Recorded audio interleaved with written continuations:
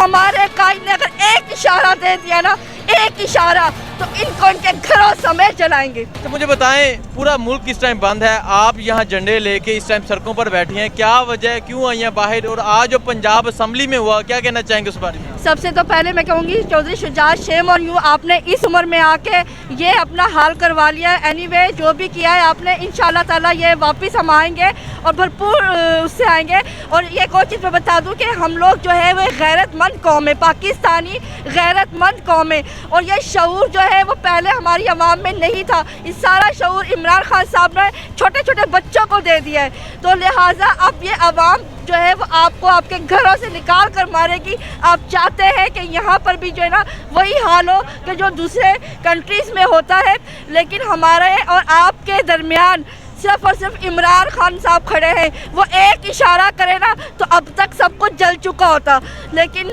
आप लोगों को हमारी आंखों में वो खून, हमारे दर्द, हमारी तकलीफ़ें, इतनी महंगाई कुछ नज़र नहीं आ रहा। अगर नज़र आ रहा है तो अपना पैसा बचाना है, अगर नज़र आ रहा है तो अपनी कुर्सी बचानी है, लेकिन उतार के मारेगी ये अवाम। अब अवाम फैसला करेगी। क्या खुली नहीं? अभी तक 12 बजे खुल जानी चाहिए थी ना। सुप्रीम कोर्ट रजिस्ट्री क्यों खोली है? रजिस्ट्री ना खोले, सुप्रीम कोर्ट खोले, फैसला दे। इतनी सारी आवाम निकली भी, आपको पागल है क्या हम लोग? हमारे ही टैक्स से ये लोग पलते हैं, हमारे ही टैक्स से ये लोग इतनी जायदादें बाहर बनाते हैं, लूट के खा गए, कर्जा चढ़ा दिया। कौन उतारेगा? आप उतारेंगे? मैं उतारूंगी?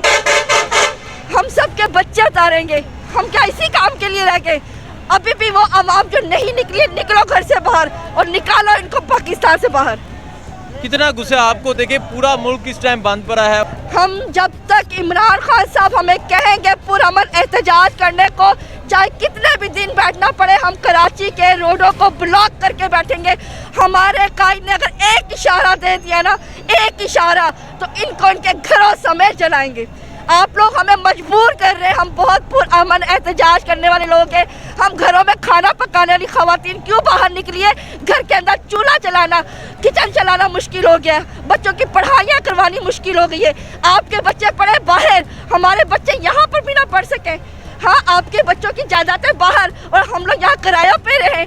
क्या ये हमारे बच्चों का मुस्तकबिल है? तो आज हम अपने बच्चों के लिए निकले हैं, अपनी आने वाली कौम के लिए निकले हैं। जी, अस्सलाम वालेकुम।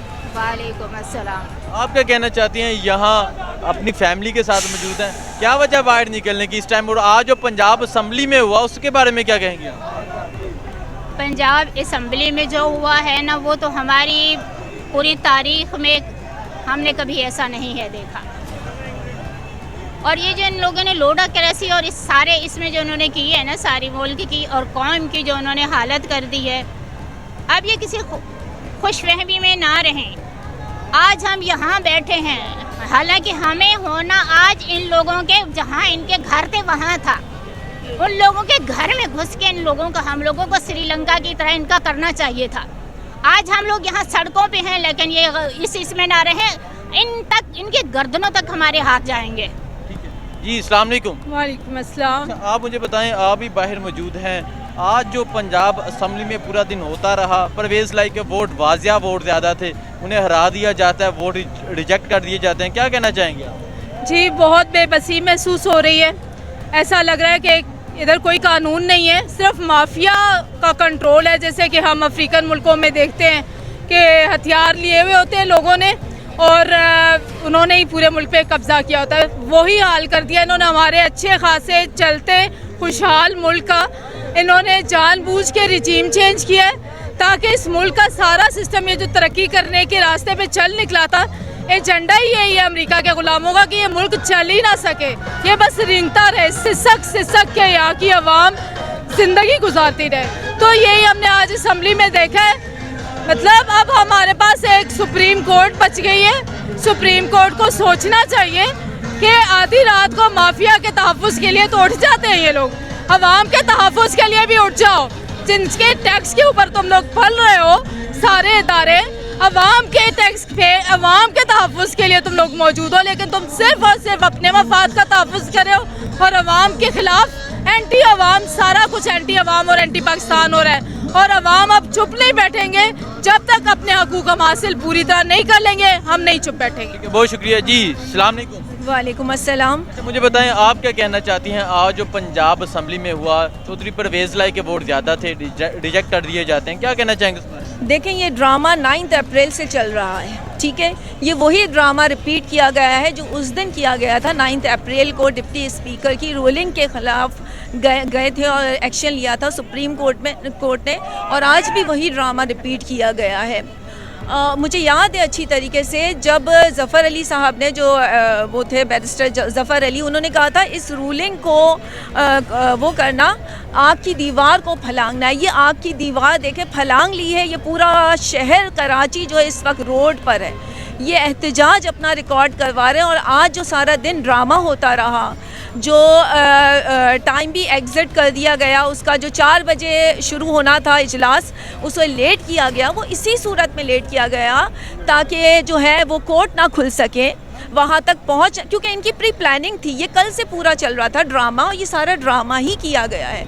आज आपने देखा बड़े आराम से ड्रामा किया गया है, डिप्टी स्पीकर का पूरा ड्रामा था, हर चीज़ वाज़े थी, अक्सरियत वाज़े थी, सब कुछ होने के बावजूद ये सारी चीज़ें, और जिसका नतीजा हम यहाँ देख रहे हैं इस आवाम की सूरत में। ठीक है, मुझे बताएं कितना गुस्सा है आपको जो आज पंजाब में हुआ, कराची की आवाम को कितना गुस्सा है उसको? गुस्सा थोड़ी देर के लिए आता है, रंज, दुख, मलाल ये अंदर रह जाता है। हाजी बगलोल भी, जरदारी भी, हमजा कुकड़ी भी, और वो बीमार वज़ीर आज़म, पता नहीं वो फ़कीर वज़ीर आज़म भी, वो सब कान खोल के सुन लें। ये सिर्फ 4 दिन की कहानी है, ठीक है। मैं आपको बता रही हूँ, आई एम ए लॉयर, मुझे पता है कि बिल्कुल टोटल वायलेशन हुई है आज आपके, अब हमारे आइन की। हम इस गुस्से में बाहर निकले हैं। मैं एज अ लॉयर अपने आइन की पामाली किसी कीमत पे बर्दाश्त नहीं करूँगी। मुझे सुबह तक यहाँ बैठना पड़े, मैं यहीं बैठी हूँ। मुझे 1 हफ़्ता यहाँ बैठना पड़ेगा, मैं यहीं बैठी हूँ। और मुझे पता है कि 4 दिन में एक शेर आपको सुनाऊँगी आपके तवस्सुत से। मैं हाजी बगलोल को भी, जो भी हज करके आए खैर से, न्यूट्रल कहलाते अपने आप को, ठीक है। जरदारी साहब को भी, जो लोग कहते हैं एक जरदारी सब पे भारी, सबको पता चल जाएगा कितना हल्का आदमी है, ठीक है। करप्शन के पैसों से मेरे मुल्क के जो इलेक्टेड लोग हैं उनको ख़रीद रहा है, उसको शर्म आनी चाहिए। उसमें कोई शर्म आया कुछ चीज़ है या नहीं है, उसको खुद सोचना चाहिए कि मैं आखिर उसको, मेरे ख्याल है ना आक़िबत में किसी को मुंह दिखाना है, ना उसे दुनिया में किसी की कोई परवाह है कि मुझे किसी को मुंह दिखाना है।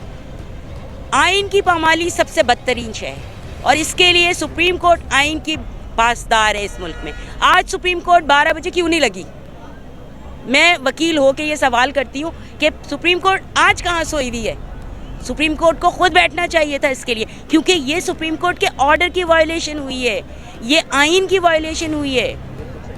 और ये सारे के सारे, हाजी बगलोल भी, जरदारी भी, हमजा कुकड़ी भी, और वो क्या नाम है वो उसका आपका फ़कीर वज़ीर आज़म भी, फ़कीर प्राइम मिनिस्टर जो है, वो सब सुन लें। ये 4 दिन की कहानी है। उसके बाद एक शेर अर्ज़ है सबकी खिदमत में, ये वक्त किसकी रऊनत पे खाक डाल गया, ये कौन बोल रहा था खुदा के लहजे में, ये याद रखें। और अगर ये सुप्रीम कोर्ट ने इस बात को नहीं संभाला तो अब मेरा ख्याल है किसी को भी अंदाज़ा नहीं होना तो चाहिए, इतने अक्लमंद तो होंगे। जब इतनी बड़ी बड़ी साजिशें रचा सकते हैं तो इतने अक्लमंद ज़रूर है कि उन्हें ये पता होना चाहिए कि अब पब्लिक का सेंटिमेंट क्या है। ऐसा ना हो कि ये श्रीलंका बन जाए। खुदा के वास्ते इसको रोक लें, खुदा के वास्ते इसको रोक लें। मेरी आपसे अपील है, आप इसको रोक लीजिए, आप ही रोक सकते हैं।